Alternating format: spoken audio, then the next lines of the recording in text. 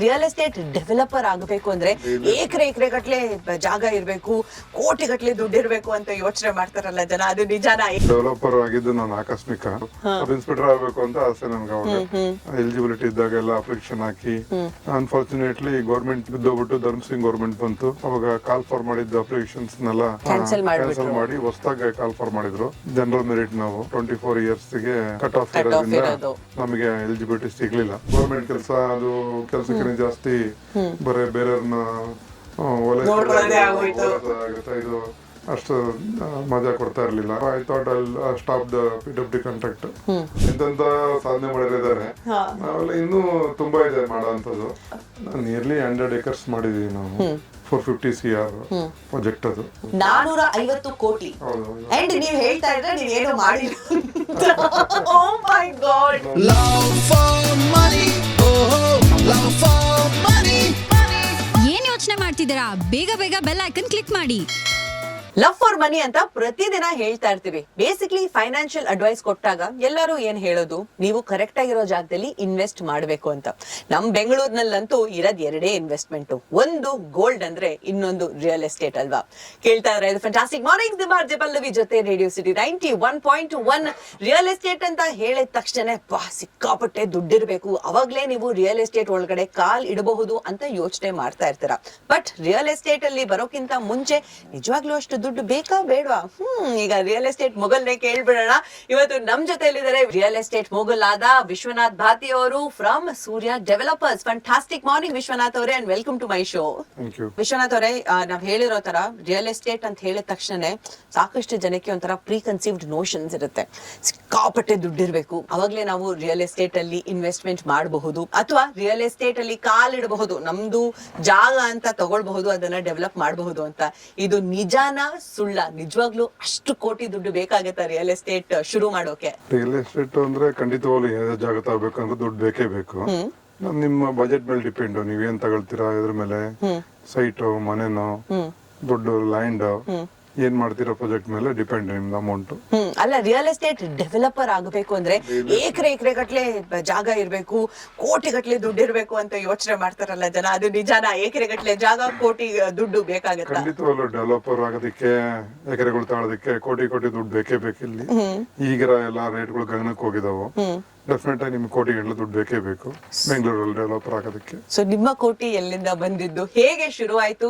ಹೌದು, ನಾನೊಬ್ಬ real estate developer ಆಗಬೇಕು ಅನ್ನೋ ಯೋಚನೆ ಎಲ್ಲಿಂದ ಶುರುವಾಯ್ತು? ಚಿಕ್ಕವರಿಂದನೂ ಯೋಚನೆ ಮಾಡ್ತಿದ್ರ ಇದೇ ತರ? ಖಂಡಿತ ನಾನು ಡೆವಲಪರ್ ಆಗಿದ್ದು ನಾನು ಆಕಸ್ಮಿಕ.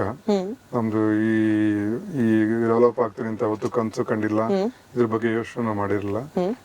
ನಮ್ದು ಇಂಜಿನಿಯರಿಂಗ್ ಕಾಲೇಜು ಮುಗಿದ್ಮೇಲೆ ನಾವು, ನನಗೆ ಆಸೆ ಇದ್ದಿದ್ದು ಪೊಲೀಸ್ ಡಿಪಾರ್ಟ್ಮೆಂಟ್ ಮೇಲೆ ತುಂಬಾ ಆಸೆ ಇತ್ತು ನಂಗೆ.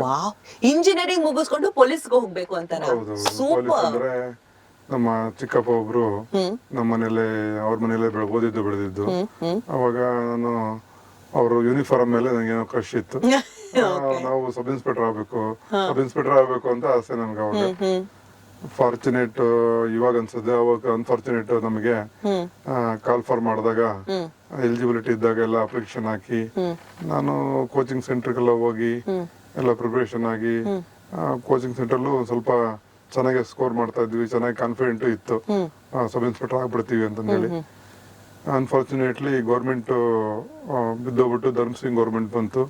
ಅವಾಗ ಕಾಲ್ ಫಾರ್ ಮಾಡಿದ್ದ ಅಪ್ಲಿಕೇಶನ್ಸ್ ನೆಲ್ಲ ಕ್ಯಾನ್ಸಲ್ ಮಾಡಿ ಹೊಸದಾಗಿ ಕಾಲ್ ಫಾರ್ ಮಾಡಿದ್ರು. ಜನರಲ್ ಮೆರಿಟ್ ನಾವು. ಸೊ 24 years ಗೆ ಕಟ್ ಆಫ್ ಇರೋದ್ರಿಂದ ನಮಗೆ ಎಲಿಜಿಬಿಲಿಟಿ ಸಿಗ್ಲಿಲ್ಲ. ಸೊ ಅವಾಗ ನಮ್ದು ದುರದೃಷ್ಟ. ಬೆಂಗಳೂರಲ್ಲೇ ಕೋಚಿಂಗ್ ಮಾಡ್ತಾ ಇದ್ದೆ.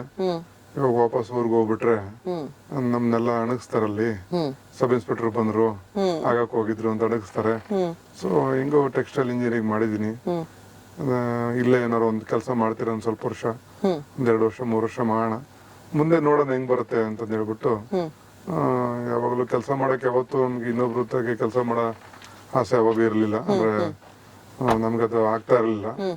ಬಟ್ ಒಂದ್ ಸ್ವಲ್ಪ ಎಕ್ಸ್ಪೀರಿಯನ್ಸ್ ಮಾಡ್ಬೇಕು ಅಂತ ಶುರು ಮಾಡಿದ್ದ ಅದು. ಒಂದು 3-4 ವರ್ಷ ಕೆಲಸ ಮಾಡಿದೆ ನಾನು. ಮಾಡಿದಾಗ ಇವಾಗ ನಮಗೆ ಗೊತ್ತಿರೋರೊಬ್ರು, ನಮ್ ಚಿಕ್ಕಬ್ಬರ ಮುಖಾಂತರ ನಮ್ಗೆ ಗೊತ್ತಿರೋರೊಬ್ರು ಹಿಂಗೆ ಲೇಔಟ್ ಮಾಡ್ತಾ ಇದೀವಿ, ಒಂದು ತಳಬಳ್ಳಿ ಮಟ್ಟದ್ದು. ಆ ಲೇಔಟ್ ಅಲ್ಲಿ ಮಾಡು ನಿಂಗೆ ಅನುಕೂಲ ಆಗ್ಬೋದು ಅಂತಂದ್ರು. ನಾನು ಕೆಲಸ ಬಿಟ್ಬಿಟ್ಟು ಏನಾದ್ರು ಸ್ವಂತ ಮಾಡ್ಬೇಕು ಅಂತ ಆಸೆ ಇಟ್ಕೊಂಡು ಏನ್ ಮಾಡ್ಬೋದು ಅಂತ ನೋಡ್ತಾ ಇದ್ದೆ. ಫಾರ್ಚುನೇಟ್ಲಿ ನಂಗೆ ಇದು ಅವಕಾಶ ಬಂದಾಗ ಸರಿ ನೋಡೋಣ ತಪ್ಪೇನಿದೆ, ಯಾವ್ದಾದ್ರು ಕೆಲಸ ಮಾಡೋನಿಗೆ ನಿಯತ ಕೆಲಸ ಮಾಡಕ್ಕೆ ಯಾವ್ದಾದ್ರೇನು ಅಂತಂದೇಳಿ ಅದೇ ಫಸ್ಟ್ ಅಲ್ಲಿ ಡೆವಲಪ್ಮೆಂಟ್ ಸಿಕ್ಕಿದ್ ಲೇಔಟ್ ಡೆವಲಪ್ಮೆಂಟ್. ಸಿವಿಲ್ ಏನು ಬ್ಯಾಕ್ ಗ್ರೌಂಡ್ ಇರ್ಲಿಲ್ಲ, ರೆವೆನ್ಯೂ ರೆಕಾರ್ಡ್ಸ್ ಬಗ್ಗೆ ಗೊತ್ತಿರ್ಲಿಲ್ಲ ನಮ್ಗೆ, ಎಲ್ಲ ಹೊಸ ಅನುಭವಗಳು. ಬಟ್ ಕಲಿಯ ಚಟ ಇತ್ತು, ಮಾಡ್ಬೋದು ಅನ್ನೋ ಒಂದು ಬಹಳ ನನಗೆ ಕಾನ್ಫಿಡೆಂಟ್ ಇತ್ತು, ಏನಾದ್ರು ಬಂದು ಮಾಡ್ತೀನಿ ಅಂತ ಕಾನ್ಫಿಡೆಂಟ್ ಇತ್ತು. ಮತ್ತೆ ನನಗೆ ಅದು ತುಂಬಾ ಇಷ್ಟಪಟ್ಟು ಮಾಡಕ್ ಶುರು ಮಾಡಿದೆ. ಸೊ ಅಲ್ಲಿಂದ ಜರ್ನಿ ಶುರು ಆಯ್ತು ನಂದು. 2008 ಶುರು ಆಯ್ತು. ಸೊ 2008 ಅವಾಗಿಂದ ನಾನು ರಿಯಲ್ ಎಸ್ಟೇಟ್ ಶುರು ಮಾಡಿದ್ದು. ಮೈ ಗಾಡ್, 2008 ಅಂದ್ರೆ ಎಂತ ವರ್ಷ ಅದು. 2009 ರಿಸೆಷನ್ ಬೇರೆ ಹೊಡಿತು. ಆ ಟೈಮಲ್ಲಿ ಭಯ ಆಗ್ಲಿಲ್ವಾ ನಿಮಗೆ? ಏನಕ್ಕಂದ್ರೆ ಒಂದ್ ಕಡೆ ನೀವ್ ಹೇಳ್ದಂಗೆ ವಾಪಸ್ ನಿಮ್ ಊರ್ಗೂ ಹೋಗಕ್ಕಾಗಲ್ಲ, ಈ ಕಡೆ ಕೆಲ್ಸನೂ ಬಿಟ್ಬಿಟ್ಟಿದ್ದೀರಾ, ಆ ಕಡೆ ಬೇರೆ ಯಾರ್ದೋ ಲೇಔಟ್ ಅನ್ನ ನೋಡ್ಕೊಳ್ತಾ ಇದೀರಾ. ನಿಮ್ ತಲೆನಲ್ಲಿ ಏನ್ ಓಡ್ತಾ ಇತ್ತು ಅವಾಗ? ಆಬ್ವಿಯಸ್ಲಿ ನೀವ್ ಯೋಚನೆ ಮಾಡಿರ್ಲಿಲ್ಲ ರಿಸೆಷನ್ ಹೊಡಿಯುತ್ತೆ, ಇಷ್ಟು ಖರಾಬಾಗಿ ರಿಸೆಷನ್ ಹೊಡಿಯುತ್ತೆ ಅಂತ ಯಾರು ಯೋಚನೆ ಮಾಡಿರ್ಲಿಲ್ಲ. But it did happen. ಅವಾಗ ಇನ್ಫ್ಯಾಕ್ಟ್ 2008 ಅಲ್ಲಿ ನನ್ ಕೆಲಸ ಬಿಡೋದಕ್ಕೂ ನಮ್ಮ ಮನೇಲಿ ಹುಡುಗಿ ಮದುವೆ ಮಾಡ್ತೀವಿ, ಹುಡುಗಿ ನೋಡು ಅಂತ ಹೇಳೋದಕ್ಕೆ ಶುರು ಮಾಡ್ತಿದ್ರು. ನೀವು ಕೆಲಸ ಬಿಟ್ಬಿಟ್ರೆ ಯಾರೋ ಹೆಣ್ ಕೊಡ್ತಾರೆ, ಸುಮ್ನೆ ಯಾವ್ದಾರ ಒಂದು ಕಂಪ್ನಿಯಲ್ಲಿ ಕೆಲಸ ಮಾಡ್ತಿರೋ ಅಂತ. ನಾವು ಇನ್ನೇನೋ ಯಾವ್ದು ವರ್ಕಿಂಗ್ ವುಮೆನ್ ಬೇಡ, ನಂಗೆ ಹೌಸ್ ವೈಫ್ ಇದ್ರೆ ಸಾಕು, ಹಂಗಾಗಿ ನಾನೇನು ವರ್ಕ್ ಮಾಡ್ಲೇಬೇಕಂತಿಲ್ಲ, ನನಗೆ ಕಾನ್ಫಿಡೆಂಟ್ ಇದೆ, ನನ್ನ ಮದುವೆಗ ಹೆಂಡ್ತಿನ ನೋಡ್ಕೊಂತೀವಿ, ಹೆಂಡ್ತಿ ಮಕ್ಳು ಸಾಕು ಅಷ್ಟು ದುಡಿತೀನಿ ಅನ್ನೋ ಕಾನ್ಫಿಡೆಂಟ್ ಇತ್ತು. ಹಂಗಾಗಿ 2008 ನನ್ನ ಮದುವೆ ಇದ್ದಾಗ ಇನ್ಫ್ಯಾಕ್ಟ್ ನಮ್ಗೆ ಕೆಲಸ ಅಷ್ಟೇನು ಚೆನ್ನಾಗಿ ಅಂದ್ರೆ ಅಲ್ಲ, ಅಲ್ಪ ಸ್ವಲ್ಪ ನಮ್ಗೆ ಇನ್ಕಮ್ ಇದ್ದು ಮಾಡ್ತಾ ಇದ್ದೆ. ಸೊ ಅಲ್ಲಿಂದ ಶುರುವಾಗಿದ್ದು ಲೇಔಟ್ ಅದೆಲ್ಲ ಕನ್ಸ್ಟ್ರಕ್ಷನ್, ಲೇಔಟ್ ಡೆವಲಪ್ಮೆಂಟ್ ಶುರು ಮಾಡಿದ್ದೆ. ಅವಾಗ ಲೇಔಟ್ ಡೆವಲಪ್ಮೆಂಟ್ ಶುರು ಮಾಡೋದು ರೆವೆನ್ಯೂ ರೆಕಾರ್ಡು ಡೆವಲಪ್ಮೆಂಟ್ ಬರೋ ಅಷ್ಟೊತ್ತಿಗೆ ತುಂಬಾ ಟೈಮ್ ತಗೊಳ್ತು. ಅಪ್ರೂವಲ್ಸ್ ಬರೋ ಅಷ್ಟೊತ್ತಿಗೆ 1-2-3 ವರ್ಷ ಟೈಮ್ ತಗೊಳ್ತು. ಸೊ ಆ ಟೈಮಲ್ಲಿ ಖಾಲಿ ಇರೋದಕ್ಕಿಂತ ಒಂದು PWD ಕಾಂಟ್ರಾಕ್ಟ್ ಮಾಡಕ್ ಶುರು ಮಾಡಿದೆ. PWD ಕಾಂಟ್ರಾಕ್ಟ್ ಅದನ್ನು ಪಾರ್ಟ್ನರ್ಶಿಪ್ ಅಲ್ಲಿ ಅದನ್ನು ಶುರು ಮಾಡಿದ್ವಿ.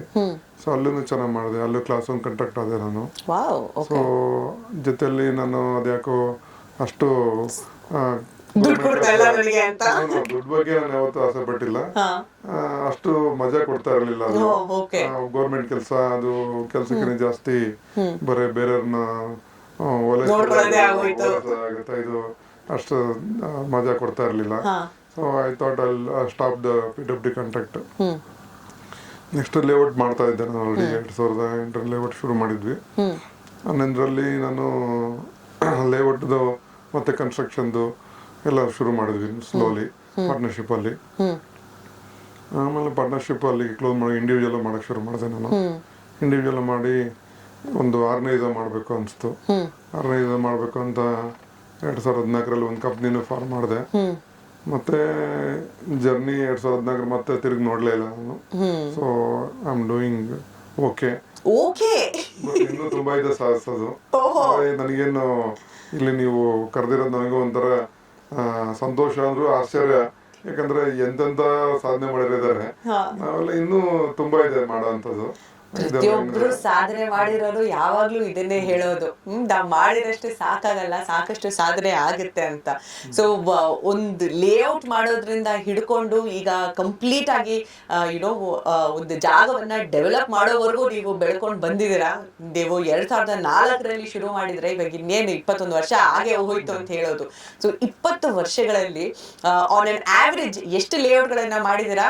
ಅಂಡ್ ಓಕೆ ಅಂದ್ರೆ ಫೈನಾನ್ಷಿಯಲಿ ಆನ್ ಅನ್ ಆವರೇಜ್ ಎಷ್ಟು ಟರ್ನ್ ಓವರ್ ಇರುತ್ತೆ ಕಂಪನಿನಲ್ಲಿ ಪ್ರತಿ ವರ್ಷ? ನಿಯರ್ಲಿ 100 acres ಮಾಡಿದೀವಿ ನಾವು.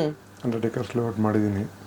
ಸೊ ಇವಾಗ ನಾನು ಹೊಸ ಪ್ರಾಜೆಕ್ಟ್ ಒಂದು ರೋ ವಿಲ್ಲಾಸ್ ಸೂರ್ಯ ವಲೆನ್ಶಿಯಾ ಅಂದ್ಬಿಟ್ಟು ಯಲಹಂಕ ನಿಯರ್ ಬೈ ಒಂದು ಪ್ರಾಜೆಕ್ಟ್ ಮಾಡ್ತಾ ಇದೀನಿ.